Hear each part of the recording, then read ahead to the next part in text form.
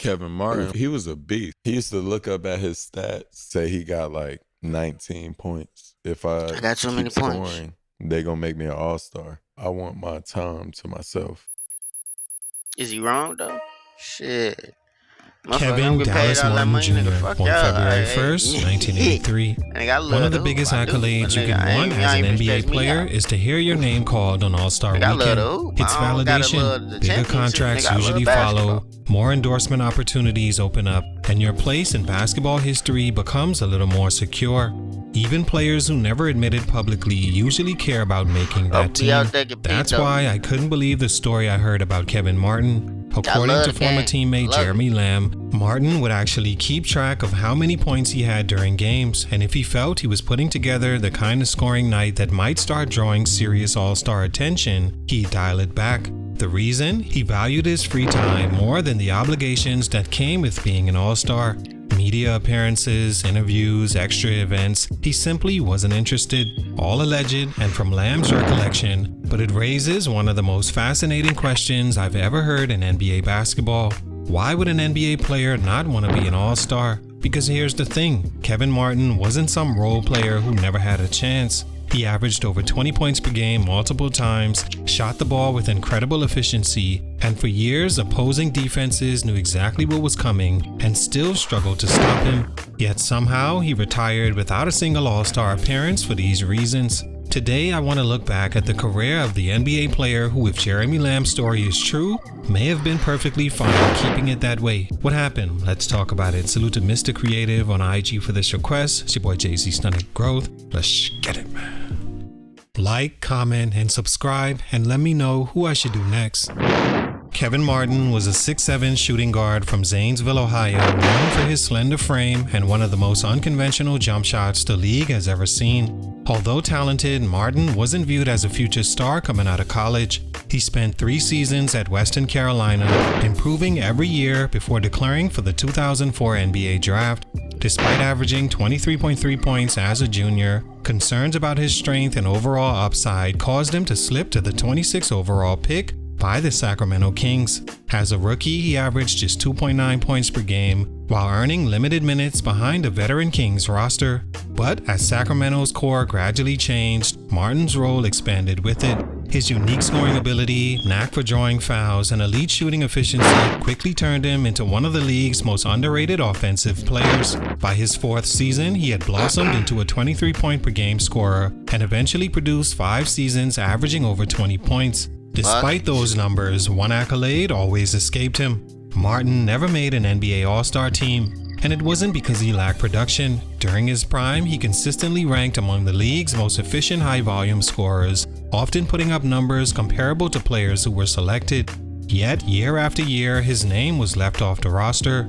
Whether it was the fierce competition at the guard position, the teams he played on, or even the story Jeremy Lamb would later tell about Martin supposedly avoiding the spotlight, his career has become one of the NBA's most interesting what-ifs, because for a player this talented to never become an all-star almost doesn't make sense. Star number 1, he never chased a spotlight.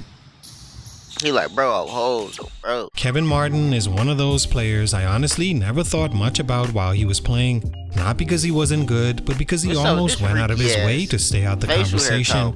He wasn't the guy giving memorable interviews, showing a big personality, or becoming one of the faces of the league. If he scored 30 points, he'd quietly go home and do it again a couple nights later. Looking back, that's actually pretty rare for someone who was one of the NBA's best scorers for several years. Most players who average 20+ points naturally become stars beyond the box score. Fans know their personalities, the media builds them up, and before long they're appearing in commercials, landing endorsement deals, and becoming household names. Kevin Martin never seemed interested in any of that. That's why the Jeremy Lamb story didn't exactly come as a surprise. Whether every detail happened exactly as Lamb remembered isn't really the point. The reason so many people believe it is because it fit the version of Kevin Martin we all watched. He had a reputation for being quiet, private, and content staying out the spotlight, even when his production put him among the league's elite scorers. Like in 08-09 when he absolutely should have been an all-star, he never carried himself like someone chasing celebrity status. And maybe that's where his career became a little different from a lot of other stars. The NBA doesn't just reward great basketball, it also rewards visibility. The players who stay in headlines tend to stay in the minds of fans and media when All-Star selections roll around. Martin, on the other hand, let his game do almost all the talking. Night after night, he'd quietly pile up 20, 25, sometimes 30 points, then disappear until the next game. There were no signature celebrations, no larger-than-life persona, and very little self-promotion. In a league where personalities often become just as famous as the basketball itself, Martin almost blended into the background despite producing at a star level. I understand how personalities work and that his was more recluse, but I also can't help but wonder if that same mindset contributed to him becoming one of the most forgotten 20-point scorers of his era. Not because he wasn't talented enough, and not because he didn't deserve more recognition, but because he never seemed interested in becoming the star everyone wanted. Greetings, welcome this to SportsCenter. Nice to see you. Hope you enjoy your new home, your new destination. It'll be great. But first, get a good look. We'll see you later.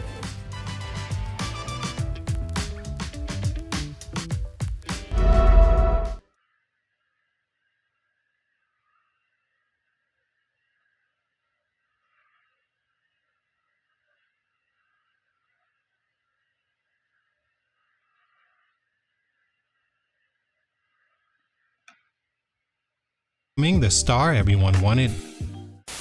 Stunt number 2, he played in the wrong era of guards. If there's one basketball reason Kevin Martin never became an all-star, this is probably it. His prime just happened to overlap with one of the deepest eras of guards the NBA has ever seen. It's easy to look back at his numbers today and wonder how a guy averaging 24 points per game could get overlooked. But once you look at who he was competing against every single season, it starts to make a lot of sense. The Western Conference back then was absolutely stacked. Kobe Bryant was a lock almost every year. Steve Nash was coming off back-to-back MVPs. Chris Paul was establishing himself as arguably the best point guard in basketball. Then you had players like Brandon Roy, Darren Williams, Tony Parker, Manu Ginobili, Chauncey Billups after arriving in Denver, and later a young Russell Westbrook. Even guards like Monta Ellis were putting up huge scoring numbers but still struggled to crack the All-Star team. There were simply more deserving candidates than available spots. That made Martin's path incredibly difficult, especially because he wasn't putting up those numbers on a winning team. Fair or not, team success has always mattered when coaches vote on All-Star reserves. Sacramento was well past its early 2000s glory days by the time Martin became its leading scorer. The Kings missed the playoffs every season that he averaged at least 20 points, making it much easier for coaches to reward players putting up similar numbers on playoff teams.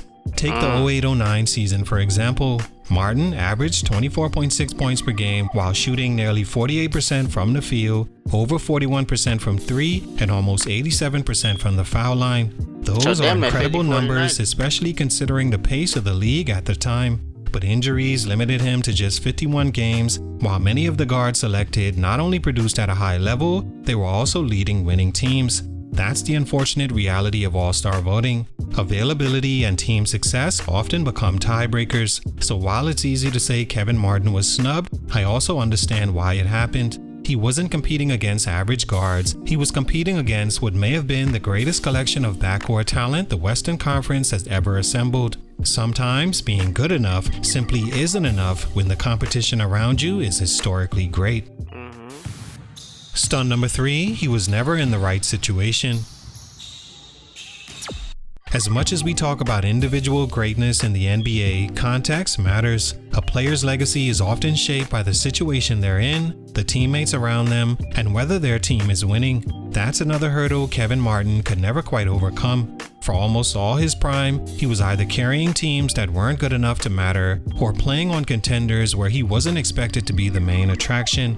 His best years came in Sacramento, but unfortunately, those years also lined up with the Kings' decline. Between 2007 and 2010, he developed into one of the league's most efficient offensive players, capable of scoring 25 points on what felt like very few shot attempts. The problem was very few people were watching. Sacramento wasn't making playoff runs, they weren't playing many nationally televised games, and outside die-hard NBA fans, Martin's performances often flew under the radar. Then came the trade to Houston, which looked promising on paper. Pairing Martin with Aaron Brooks, Luis Scola, and eventually Kyle Lowry gave the Rockets another dynamic scorer, but injuries limited his impact and the team continued falling just short of the postseason. Before long, Houston pivoted toward a new direction, trading Martin as a centerpiece of the deal that brought James Harden to Texas. Ironically, the player who replaced him would quickly become the superstar Martin never had the opportunity to be. From there, his role continued to change. In Oklahoma City, he wasn't expected to carry an offense anymore. He became the sixth man behind Kevin Durant and Russell Westbrook, providing valuable scoring off the bench for a championship contender. He embraced that role and finished 6th in Sixth Man of the Year voting, but it also meant his days of putting up eye-popping numbers were essentially over. Later stops in Minnesota and San Antonio only pushed him further from the spotlight. Looking back, it's hard to find a stretch of Martin's career where everything lined up at once. Either his individual numbers were great, but his teams weren't winning, or his teams became more competitive after he was no longer the featured scorer. He was talented enough to be remembered alongside many of the guards of his era, but circumstances never quite allowed his career to reach that level. Sometimes that's all the difference between being an all-star and simply being one of the NBA's most overlooked scorers. All in all, I think Kevin Martin's career is a reminder that not every great player measures success the same way. In a league where so many stars chase recognition, endorsements, and legacy, Martin seemed content letting his game speak for itself. Whether the Jeremy Lamb story is completely accurate or not, it stayed alive for one reason. It feels believable. It fits the image Kevin Martin left behind throughout his career. When I look back at his resume, I don't see a player who fell short because he didn't have the tools to be better. I see someone who averaged over 20 points per game 5 different seasons, scored with incredible efficiency, and spent years competing against one of the deepest groups of guards the NBA has seen. Add in the fact that he played most of his prime on teams that weren't in the spotlight, and it's easier to understand why the All-Star selections never came. At the same time, I also think that's part of what makes Kevin Martin so memorable. He never needed the attention to validate the player he was. Fans who watched him during his prime already know how difficult he was to guard, and while he'll probably always be remembered as one of the greatest players to never make an All-Star team, his career was still one most hoopers could admire, salute, much respect, but for these reasons, his growth was stunning. It's your boy JC Stunning Growth, and I'm out. Man, this is a good one. JC Stunning Growth, y'all know, man. Love y'all. See y'all in a couple seconds, not a couple minutes, man. See y'all soon.